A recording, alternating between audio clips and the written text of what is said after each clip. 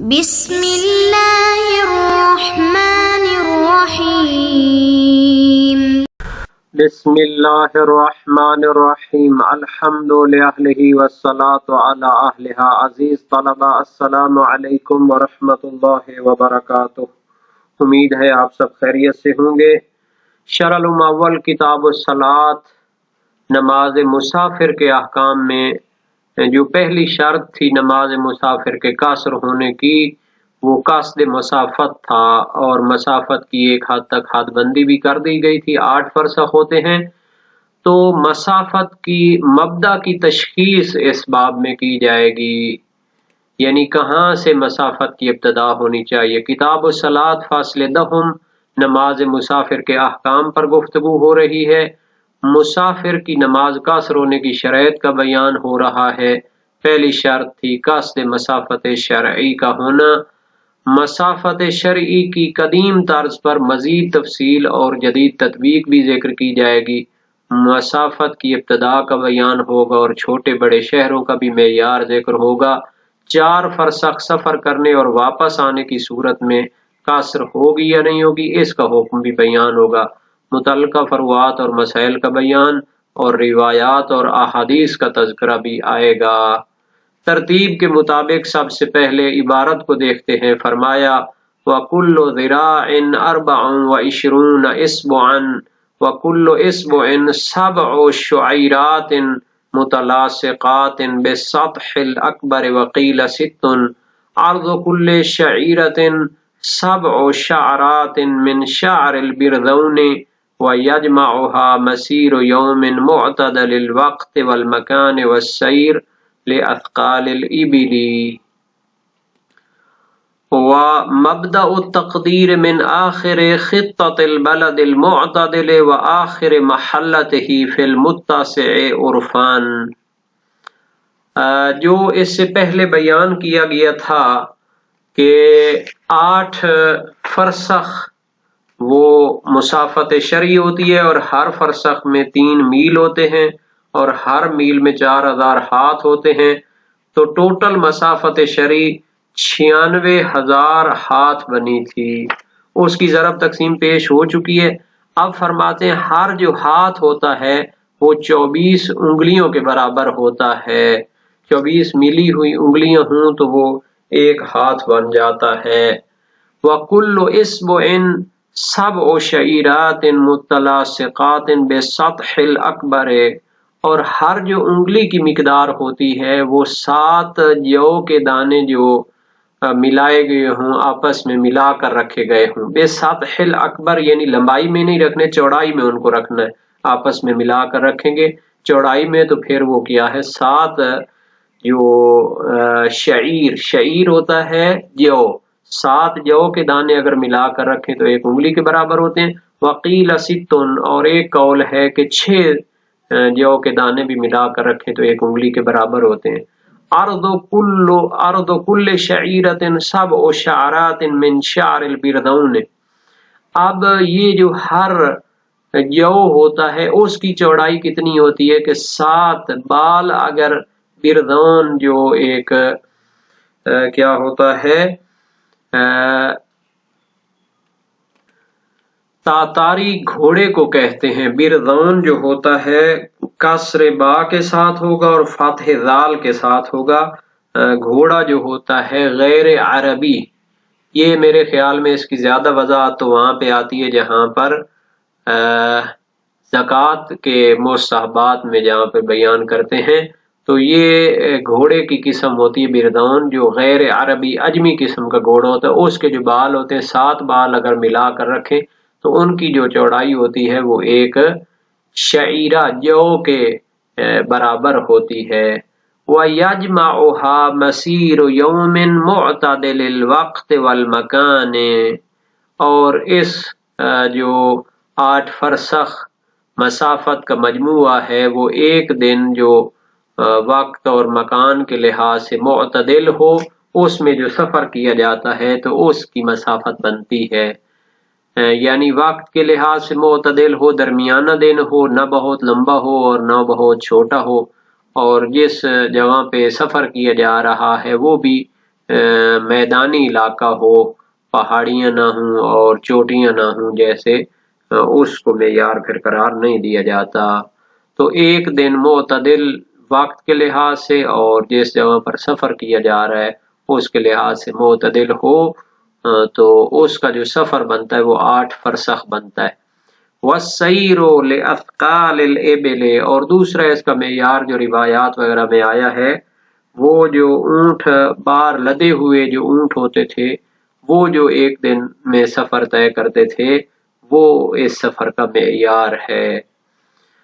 وَمَبْدَأُ التَّقْدِيرِ مِنْ آخِرِ خِطَّةِ الْبَلَدِ الْمُعْتَدِلِ، ایک درمیانہ جو شہر ہوتا ہے تو اس میں کہاں سے یہ مسافت شروع ہوگی؟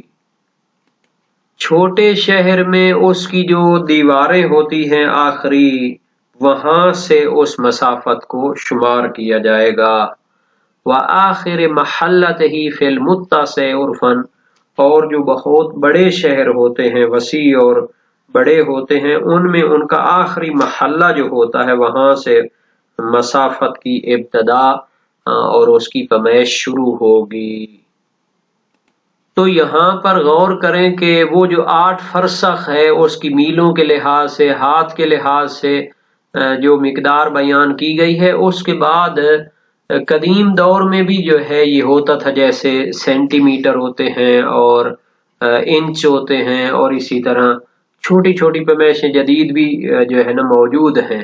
تو اس دور میں بھی انہوں نے ایک نظام بنایا ہوا تھا، وہ ہاتھ کی جو لمبائی ہے اس کو انگلیوں کے ساتھ، پھر انگلیوں کی لمبائی کو وہ جو ہے جو کے ساتھ پیمائش کرتے تھے، اور جو کو پھر بالوں کے ساتھ، کس حد تک جو ہے نا دقیق وہ پیمائشیں موجود تھیں۔ اگرچہ ضرورت نہیں تھی ہاتھ کو انگلیوں کے ساتھ اور انگلی کو جو کے ساتھ پیمائش کرنے کی، لیکن اس دور میں جو نظام موجود تھا شہید ثانی نے یہاں پر ذکر کر دیا ہے۔ مراد ہاتھ سے وہی ہے جو ایک متعارف ہاتھ ہوتا ہے، جو کوہنیوں سے لے کر درمیانی انگلی کے آخر تک ہوتا ہے۔ اور یہ 7 قبضے بھی، 7 قبضہ بھی شمار ہوتے ہیں۔ قبضہ عربی میں وہ کہتے ہیں ہاتھ کو اگر بند کیا جائے تو جتنی مقدار ہوتی ہے، تو 6 اگر اس طرح مٹھی ہوں تو وہ کیا ہے اس کی مقدار بن جاتی ہے۔ تو اس حوالے سے ایک ہاتھ کو 24 انگلیاں بیان کیا گیا ہے، اور ازہری جو بہت بڑے لغوی گزرے ہیں، ان کی کتاب ہے تہذیب اللغہ، تو اس میں وہ فرماتے ہیں کہ انگلی جو ہوتی ہے 6 شعیریں ہوتی ہے، 6 جو کے برابر ہوتی ہے، اگرچہ علماء میں معروف یہ کہ 7 شعیریں ہونی چاہیے، جو کے برابر ہونی چاہیے۔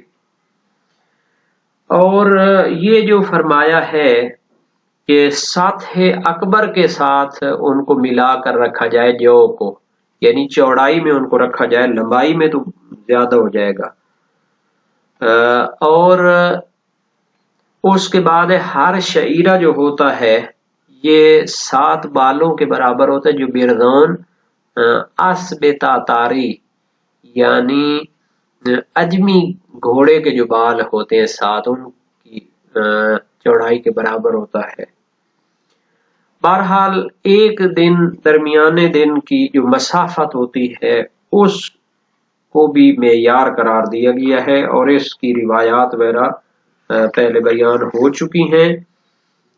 صحیح علی بن یقین میں بھی ہے، اور صحیح ابو ایوب میں بھی ہے، اور اسی طرح جناب علی وثقہ سماع میں بھی ہے، فاضل بن شاذان کی روایت میں بھی ہے، تو اس کا ذکر خیر بہت سی روایات میں موجود ہے۔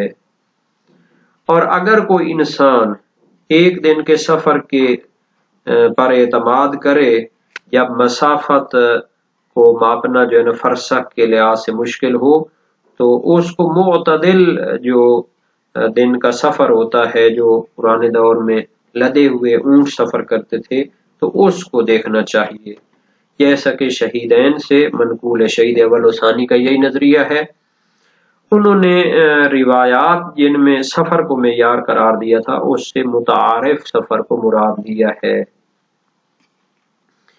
اس مسافت کہ جو حساب شروع ہوگا کہاں سے اس کو گننا شروع کریں گے.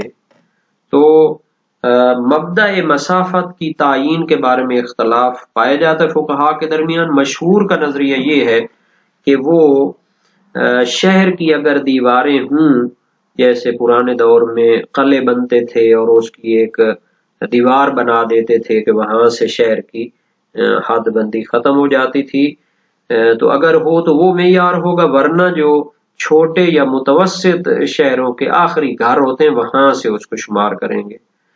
اور اگر بڑے جو ہے نا بہت بڑے شہر ہوں جیسے کراچی، لاہور، اسلام آباد یا پنڈی ہے، تو پھر اس میں اس کا آخری محلہ جو ہوگا وہاں سے اس کو شمار کریں گے. اور شیخ صدوق علیہ رحمۃ تو فرماتے ہیں کہ اس مسافت کی ابتدا گھر سے ہی شروع کریں گے. اور شہید سے منقول ہے کہ وہ جو ہے نا حد ترخص سے جا کر وہاں سے وہ جو ہے شمار کریں گے مسافت کو.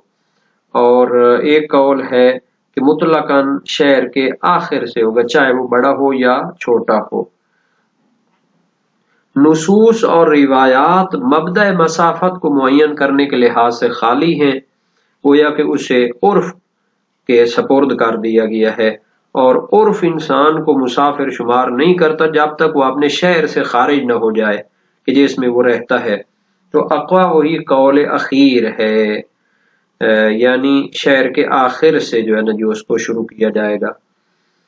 اور عرف جو ہے جب تک انسان اپنے شہر سے خارج نہ ہو جائے تو اس کو مسافر شمار نہیں کرتا، چونکہ مسافت کا حساب جو ہونا ہے وہ اس وقت ہونا ہے جب انسان پر سفر اور مسافر کا نام صادق آئے گا. اور شیخ صدوق علیہ رحمہ نے اپنے نظریے کے لیے خبر مروزی سے روایت سے جو ہے نا استدلال کیا ہے، جو امام فقیہ سے ہے. امام فقیہ جو ہے یہ امام کاظم علیہ السلام کو مختلف القاب سے اس دور میں یاد کیا جاتا تھا چونکہ سخت حالات تھے. فَإِذَا خَرَجَ الرَّجُلُ مِن مَنْزِلِهِ يُرِيدُ 12 مِيلًا وَذَلِكَ 4 فَرَاسِخ ثُمَّ بَلَغَ فَرْسَخَيْنِ وَنِيَّتُهُ الرُّجُوعُ أَوْ فَرْسَخَيْنِ آخَرَيْنِ قَصَّرَ.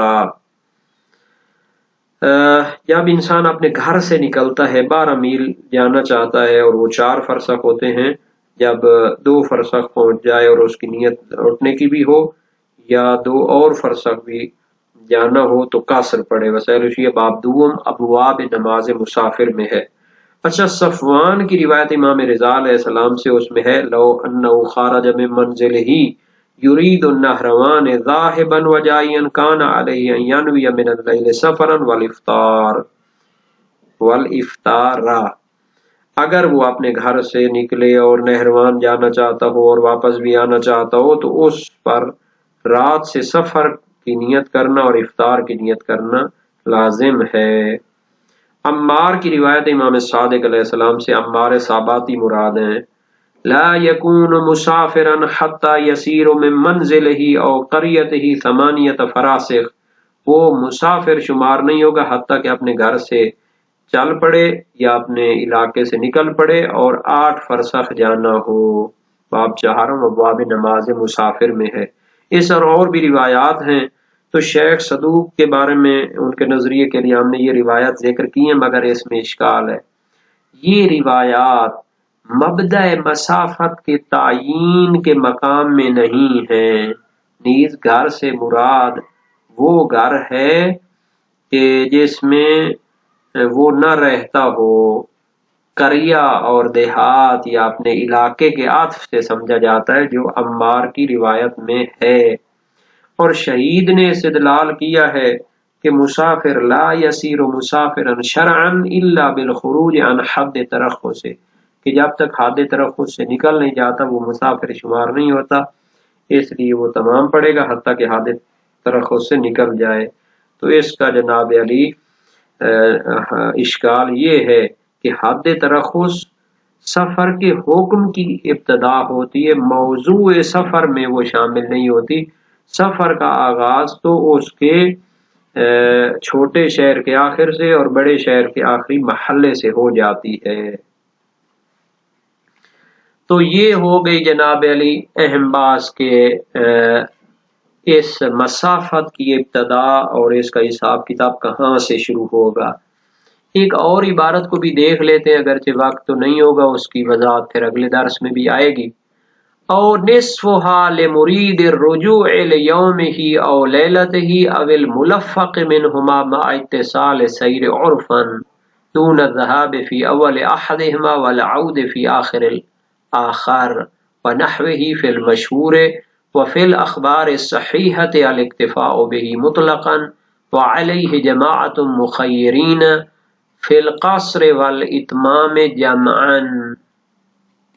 اس عبارت کا معنی یہ ہے کہ نصفہا نماز قصر ہو جائے گی جب انسان آدھی مسافت کا قصد کرتا ہے، لمرید الرجوع لیومہ، اگر 4 فرسخ تک جانے کا قصد ہو اور اسی دن واپس لوٹنے کا بھی ارادہ ہو، یا اس کی رات کو واپس لوٹنے کا ارادہ ہو، یا اس میں ملفق ہو، یعنی کچھ دن میں جو ہے نا جی جانا ہو اور کچھ رات میں آنا ہو، تو پھر ملا کر اگر یہ مسافت بن جائے تو پھر اس کے لیے کیا ہوگا، نماز قصر ہو جائے گی۔ ما اتصال سیر عرفن، جب یہ اس کا جو سفر ہے وہ متصل عرف کے لحاظ سے، یعنی اسی دن آئے اور واپس بھی آنا ہو، تو یہ مرکب جو ہے روز و شب سے، تو اس کو بھی شمار کیا جائے گا۔ دون الذہاب فی اول احدہما، ایسا نہ ہو کہ وہ ایک دن کے شروع میں جناب علی جائے، والعود فی آخر الاخر، بلکہ دن کے جناب علی وہ شروع میں جائے اور رات کے آخری حصے میں واپس لوٹے، تو اس کو پھر یہ شمار نہیں کرتے۔ اور اسی طرح اور بھی صورتحال جو عرف کے لحاظ سے متصل شمار نہ ہوتے ہو، مثلا ایک دن وہ کیا ہے شروع میں جاتا ہے اور دوسرے دن کے شروع میں واپس آتا ہے، تو یہ بھی عرف کے لحاظ سے سلسلہ ٹوٹ جاتا ہے۔ تو اگر 4 فرسخ جانے کا ارادہ ہو اور واپس لوٹنے کا ارادہ اسی دن یا اس کی رات کو، یا دن کے کچھ حصے میں جائے اور رات کے کچھ حصے میں واپس لوٹ آئے، اور عرفاً کہیں کہ یہ اسی دن واپس آ گیا ہے، تو اس کے لیے بھی وہ کیا ہو جائے گا، نماز قصر ہو جائے گی۔ شہید ثانی فرماتے ہیں فی الاخبار الصحیحۃ الاکتفاء بہ مطلقاً، روایات صحیحہ میں تو مطلقاً جو ہے نا جی اس کو اکتفا کیا گیا ہے کہ اگر انسان 4 فرسخ وہ سفر کرتا ہے اور واپس بھی لوٹنا ہو تو پھر اس کی نماز قصر ہو جاتی ہے۔ یہی کہ انسان جو ہے وہ 4 فرسخ کا سفر کرے اور واپس بھی لوٹنا ہو تو 4 اور 4 مل کر 8 فرسخ بن جاتے ہیں، تو اس کی نماز قصر ہو جاتی ہے۔ وعلیہ جماعت مخیرین فی القصر والاتمام جمعا، اور اسی نظریے کو علماء اور فقہا کی ایک جماعت مانتی ہے۔ تو وہ کہتے ہیں کہ اگر 4 فرسخ اس نے سفر کیا اور واپس لوٹنا ہو تو اس میں قصر و اتمام میں اسے اختیار حاصل ہے، اور اس طرح وہ روایات کے کیا ہے جو اختلاف ہے ان کو بھی آپس میں جمع کرنا چاہتے ہیں۔ تو اس مسئلے پر تھوڑا سا روشنی ڈالتے ہیں۔ علماء نے اختلاف کیا ہے کہ جو بندہ 4 فرسخ سفر کرے تو آیا اس کی نماز قصر ہوگی یا نہیں ہوگی۔ امانی کا نظریہ ہے اور مشہور بھی ہمارے دور میں یہی ہے کہ اس پر قصر کرنا واجب ہے، چاہے اسی دن لوٹے یا نہ لوٹے۔ سید مرتضی علم الہدا سید شریف رضی کے بھائی ہیں، ابن ادریس ہلی جلیل القدر ایک فقیہ اور شخصیت ہے، محقق ہلی شرائع اسلام والے ہیں، اور شہید اول اپنی کئی کتابوں میں قصر کو تب معین کرتے ہیں جب اسی دن لوٹنے کا ارادہ ہو، اور اگر اس دن لوٹنے کا ارادہ نہ ہو تو پھر نماز پوری ہوگی جو بندہ 4 فرسخ کرتا ہے۔ اور مشہور سے منقول ہے کہ قصر معین ہوگی جو بندہ اسی دن لوٹنے کا ارادہ کرتا ہے، اور قصر اور تمام کے درمیان تخییر ہوگی جب اسی دن لوٹنے کا ارادہ نہیں رکھتا۔ اور شیخ طوسی کی تہذیب الاحکام اور الاستبصار فیما اختلف فی الاخبار سے منقول ہے کہ وہ قصر و تمام میں اختیار رکھتا ہے جو اسی دن لوٹنے کا ارادہ رکھتا ہو، اور جب یہ ارادہ نہ ہو تو پوری معین ہے یعنی پوری پڑے گا۔ اور شیخ کی نہایت سے منقول ہے اور اسی طرح شیخ مفید سے بھی منقول ہے کہ قاصر پڑھنا معین ہوگی جو لوٹنے کا ارادہ رکھتا ہو، ورنہ قاصر و تمام میں تخیر حاصل ہوگی۔ نماز کے لیے یہ حکم ہے، روزے میں افطار پھر جائز نہیں ہوگی۔ اور ذکر شیعہ شہید اول کی، روض الجنان فی شرح ارشاد الاذہان شہید ثانی کی، اور مدارک الاحکام فی شرح شرع الاسلام سید موسوی کی، ان سے منقول ہے کہ قاصر و تمام کے درمیان تخیر ہے 4 فرسخ جب سفر کرے اور واپس بھی آنا ہو، چاہے اسی دن لوٹنے کا ارادہ رکھتا ہو یا نہ رکھتا ہو۔ ابن زہرہ ابو صلاح سے منقول ہے کہ 4 فرسخ کا جب سفر کرے تو پھر تمام پڑھنا واجب ہے، چاہے اسی دن لوٹنے کا ارادہ رکھتا ہو یا نہ۔ اور جناب سکۃ الاسلام کولینی سے منقول ہے کہ 4 فرسخ کافی ہیں قاصر کے لیے، مطلقاً قاصر نماز معین ہو جائے گی اگرچہ وہ اسی دن نہ لوٹے۔ اس اختلاف کا منشا روایات کا اختلاف ہے، جس کی طرف شہید ثانی نے بھی اشارہ کیا ہے، اور ان کی تحقیق بعد میں پیش کی جائے گی۔